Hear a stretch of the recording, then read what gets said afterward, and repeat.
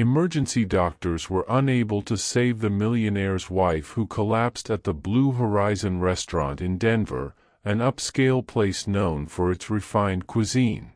Sophia and Lucas were celebrating their anniversary, but the evening took a dark turn. As they toasted, Sophia felt uneasy and mentioned to Lucas that she thought someone was watching them. Lucas tried to calm her, but Sophia's discomfort only worsened. "I think the shrimp is off," Sophia said, leaving her fork on the plate. Lucas called the waiter and asked for water and nausea medication.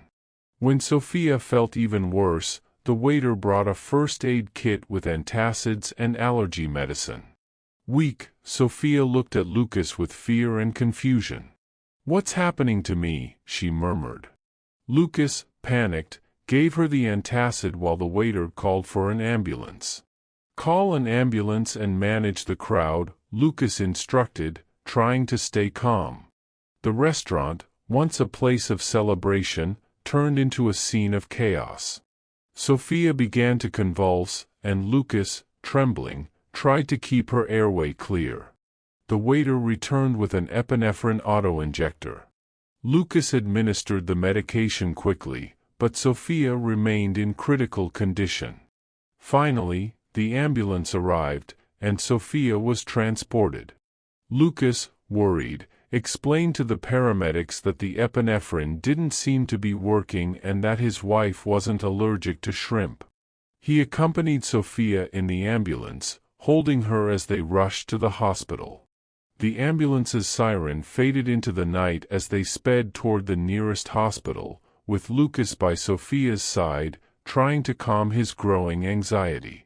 Lucas grew increasingly concerned. "Can you hear me, Sophia?" "We'll be there soon," Lucas said, trying to sound reassuring. Sophia, with her eyes half closed, nodded weakly, struggling to stay conscious.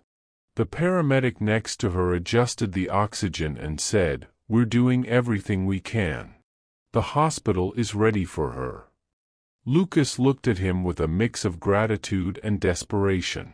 "She never had health issues before, never had allergies," he murmured, more to himself than to the paramedic.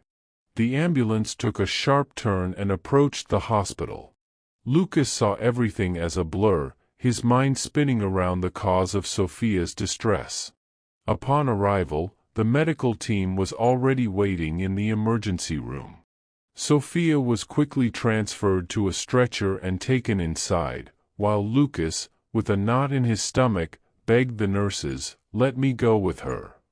"You can accompany her to the waiting area," a nurse replied, guiding him down a hallway to an area where other families awaited news. Sitting there, Lucas felt each second stretch endlessly, replaying the details of the night, trying to find some explanation. How could this happen, he wondered, his mind in turmoil. "Sir, the doctor will update you when we have more news," the nurse said, noticing his agitation. She offered him a glass of water, which he accepted while continuing to stare at the door through which Sophia had disappeared. Lucas paced back and forth, feeling a mix of anger and helplessness. Every minute felt like an hour. He stopped, closed his eyes, and took deep breaths to calm himself. Meanwhile, Hannah, the janitor, watched from the hallway near the operating room. The doctors moved quickly, and she heard urgent commands. "The pressure is still dropping. We need more blood now," a doctor shouted. Hannah noticed the growing desperation and felt that the situation was more severe than usual. The doctors were frustrated. "She's not responding to treatment," said a young doctor. "Try another dose of epinephrine." Hannah remembered a similar incident and, acting on instinct, searched her cart for a vial of antidote she had forgotten. Without hesitation, she entered the room and exclaimed, "I have something that might help." The doctor, initially surprised and then irritated, allowed the antidote to be administered. Sophia's vital signs began to stabilize, and the room sighed in relief. "How did you know?" asked one of the doctors. "Sometimes it's just instinct," Hannah replied with a tired smile. Feeling satisfied, she left the room while the doctors continued working. The next morning, Hannah was summoned to the hospital director's office, a stern man known for his strictness. "Hannah, your actions last night were brave but reckless. You're not authorized to administer medications," said the director, leaving no room for discussion. Hannah, still standing, explained, "I understand, but I couldn't stand by while she was dying. Rules are there to protect us. Your action could have caused more harm." "You're fired," declared the director. Hannah felt as though the ground had crumbled beneath her. "Fired? But I saved her life," she tried to argue, but the director was already dismissing her. As she left, she felt desolate, fearful for her future, and worried about her bills. She saw Lucas in the waiting area and approached him with a worried expression. "You're Hannah, right?" "I'm Lucas, Sophia's husband. I heard what you did, and I can't believe it." "What were you thinking?" "Your actions were irresponsible and could have killed my wife," Lucas said, his voice laden with anger. Hannah, shocked and hurt, replied, "I was just trying to help. I thought the antidote was the solution." "You're not a doctor. You have no right to make medical judgments," Lucas said, raising his voice and attracting curious glances.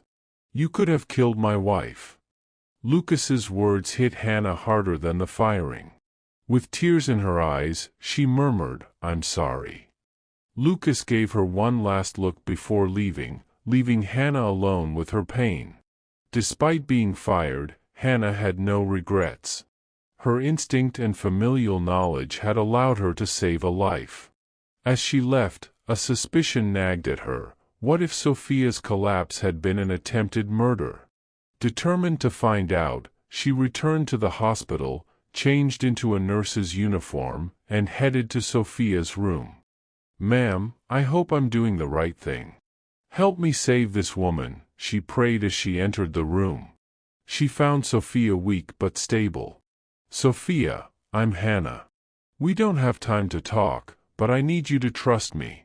You're not safe here." Sophia, with her eyes half closed, looked at Hannah, surprised and confused. "Hannah, who are you? What's happening?" Hannah's voice was a rough and fragile whisper. "We don't have time for explanations, but I think someone tried to kill you. They might try again. I'm going to take you somewhere safe," she said as she disconnected Sophia from the monitors with trembling but steady hands. Although confused, Sophia trusted Hannah and did not scream. Hannah quickly prepared a wheelchair, helped Sophia into it, and pushed her out of the room. Every turn in the hallways seemed endless, and the patient's stares were menacing. Reaching the service exit, Hannah looked around to ensure it was clear. "We're almost there," she whispered as she pushed the chair to her parked car on the street. With Sophia in the back seat, Hannah started the engine and drove away from the hospital, her heart racing. "I'll take care of you and find out what's going on," she promised as she headed to her modest home. The small house with its garden seemed like a refuge amid the chaos. Hannah settled Sophia on the bed and covered her with a light blanket. "You can rest here.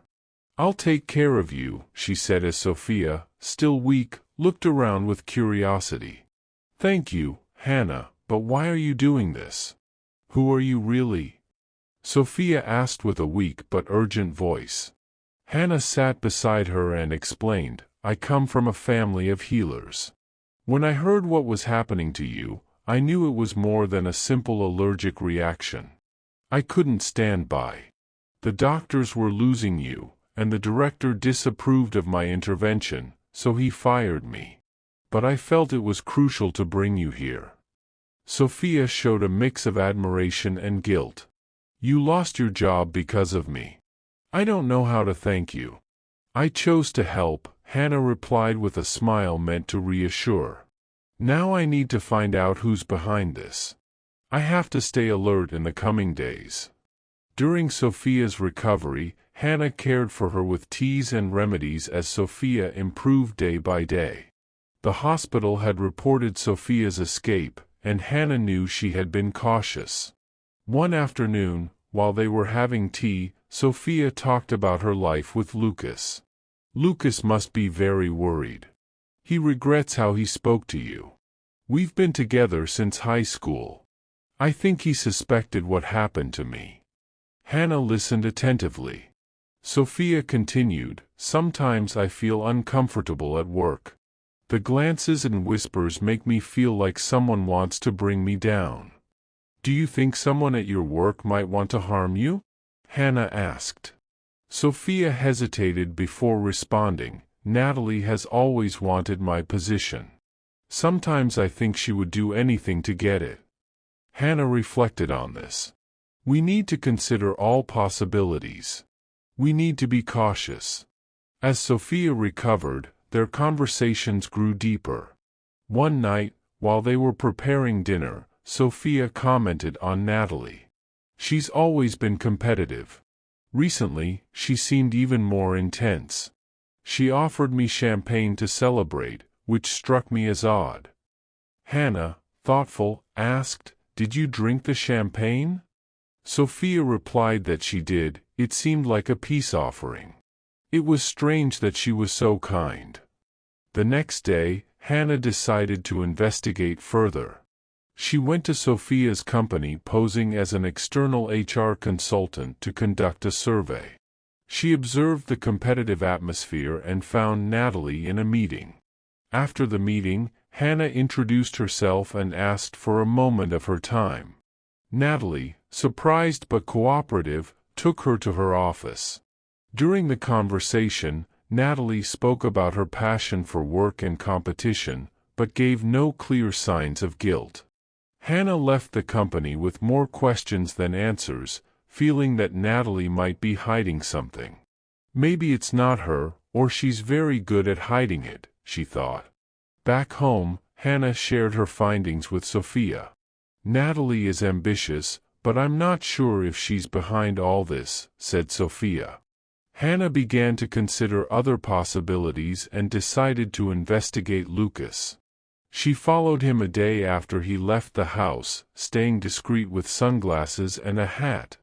Although Lucas seemed like an ordinary man, Hannah remained alert, feeling there might be something more hidden. Lucas entered an office building while Hannah, waiting outside, debated what to do. She eventually decided to enter, pretending to be lost. From the lobby, she saw Lucas talking on the phone in the cafe. His serious demeanor and intense gestures suggested a serious conversation. She waited for him to move away and approached the counter to order a coffee, trying to catch fragments of the conversation. Lucas was talking to a lawyer about wills and important documents, which alarmed Hannah. Lucas ended the call and headed to the parking lot.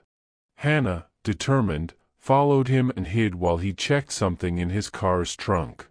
Lucas pulled out a small jar and some documents.